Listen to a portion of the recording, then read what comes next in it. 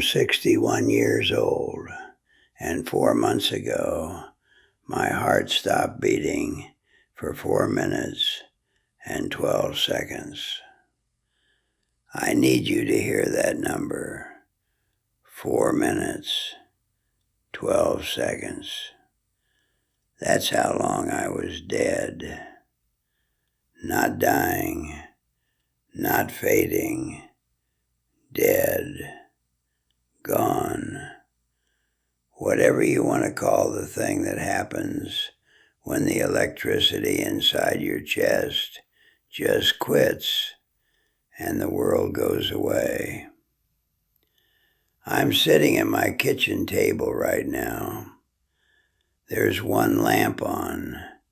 The rest of the house is dark because, honestly, I don't bother with the other lights anymore. There's nobody else here to need them. The room smells like old coffee. There's a mug sitting 3 feet from me that I poured this morning and never drank. It's cold now. Everything in this house is cold now. But I didn't sit down tonight to talk about coffee. I sat down because of what's in front of me. There's a shoebox on this table, white cardboard, still crisp at the corners. I'm going to open it for you because I need you to see what 2 years of someday looks like. These are walking shoes, orthopedic, white, pristine. The soles are so clean they almost glow under this lamp. Not a scratch, not a scuff, not a single grain of dirt. I bought them to walk the world. That was the plan. Walk the coast of Portugal. Walk through the markets in Istanbul. Walk across a bridge in Prague while the sun came up. They have never touched the ground. I kept them in the box because I didn't want to ruin them before the big trip, before retirement, before someday. And now they sit on my kitchen table at 11 o'clock at night, and they are the cleanest, saddest things I have ever owned. People told me that when you die, you see a bright light, a tunnel, your grandmother reaching out with soft hands, peace, warmth. They told me all of that. They lied. Or maybe they saw something I didn't. All I know is what happened to me. There was no light. There was something so much worse than darkness. There was clarity. Let me tell you how I got here. I worked for a logistics company for 40 years. 40 years. You know what a logistics company smells like? Copier toner and carpet glue. That's the smell of 4 decades of my life. Fluorescent lights buzzing overhead so loud you stop hearing them after the first year.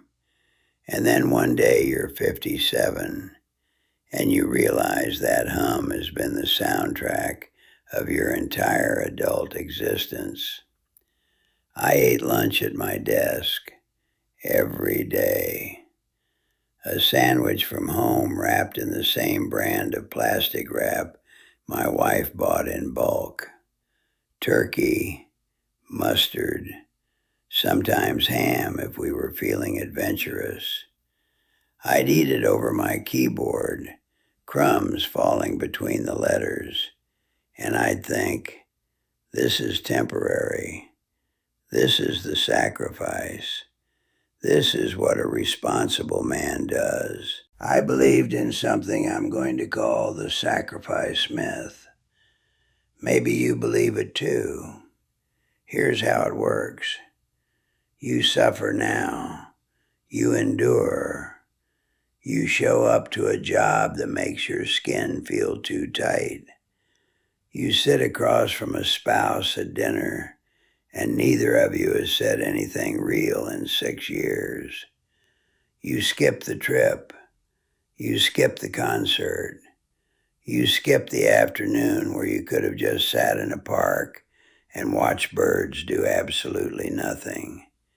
You skip all of it because you believe, you truly believe, that there's a payoff coming.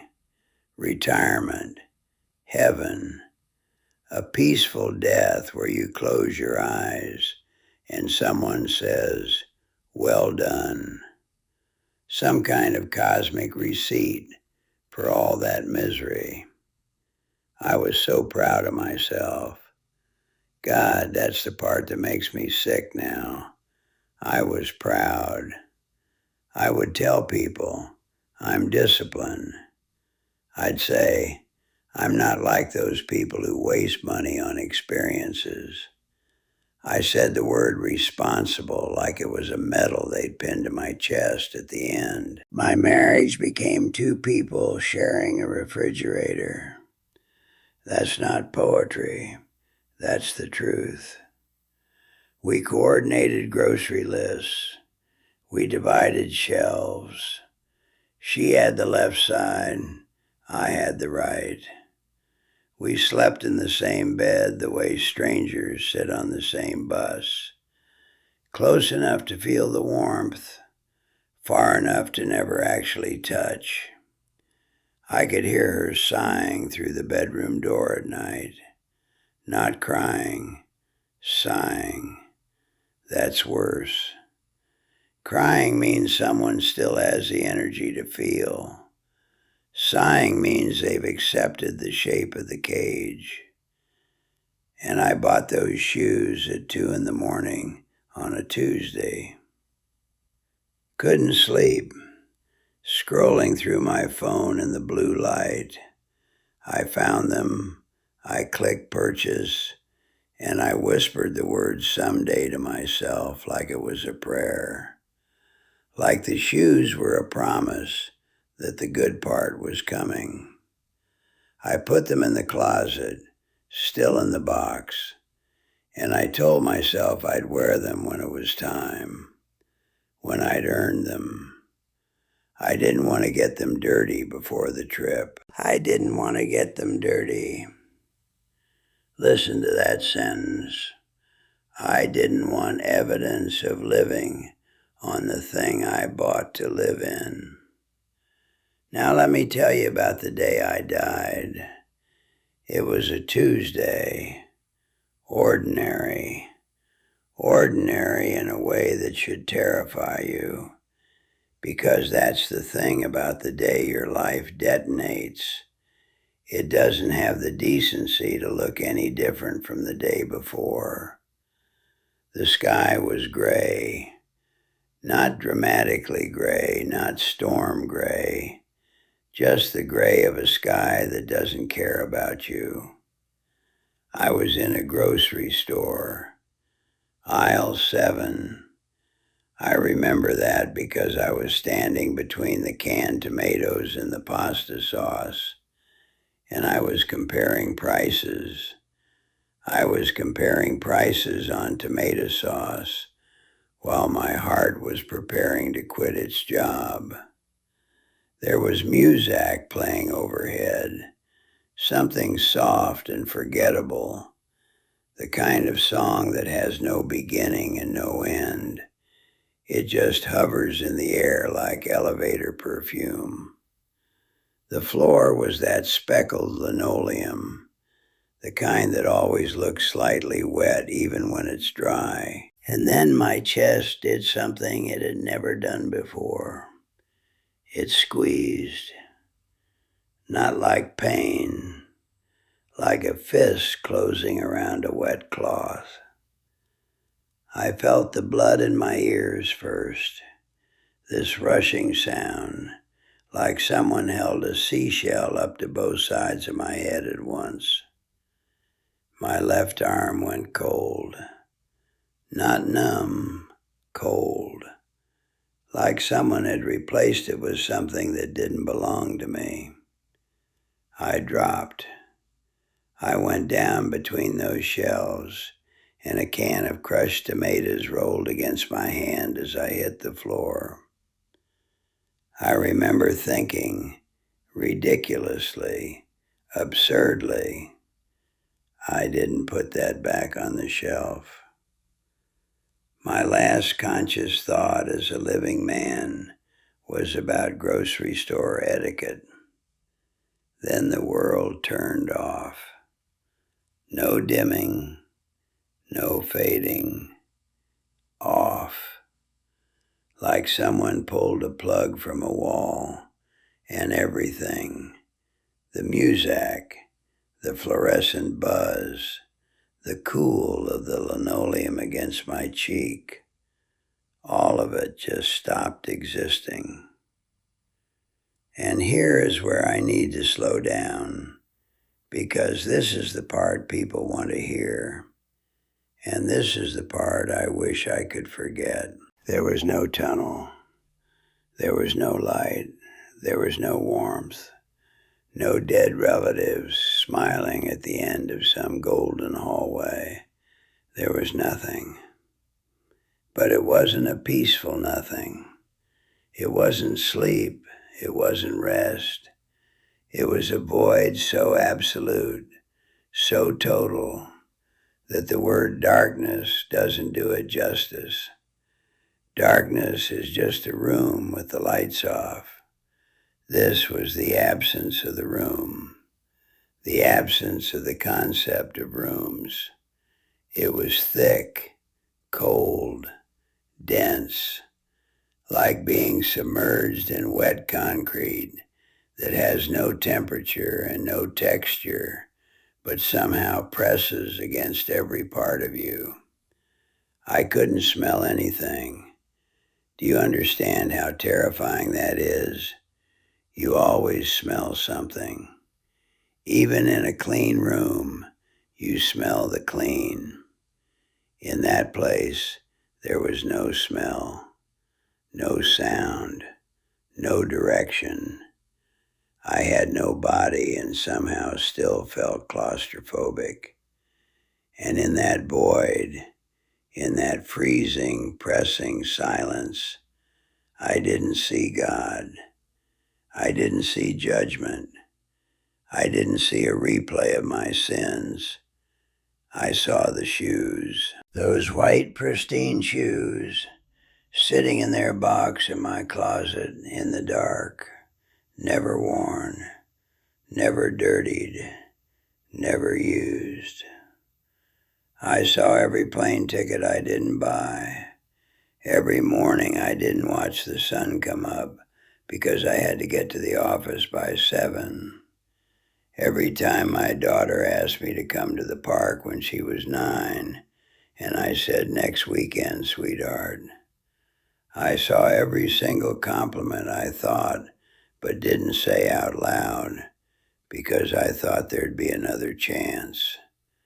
I saw every not yet, every after this project, every when things calm down, every someday. They played in front of me, in that void, not like a movie, but like a receipt, an itemized list of a life spent preparing to live. And the regret I felt was not that I had done bad things. It was that I had been so good, so disciplined, so responsible at being miserable, that I had missed the entire point. I was so good at waiting that I forgot to live. Then the defibrillator hit my chest, and I came back. That was 4 months ago. I'm sitting here now, same kitchen, same lamp, same mug of cold coffee. The house is quiet in a way that isn't peaceful. It's the quiet of absence. My wife left 3 weeks after I came home from the hospital. I don't blame her. She'd been leaving for years. The paperwork just caught up with the feeling. I eat dinner alone now. You want to know what loneliness actually sounds like? It's your own chewing. That's it.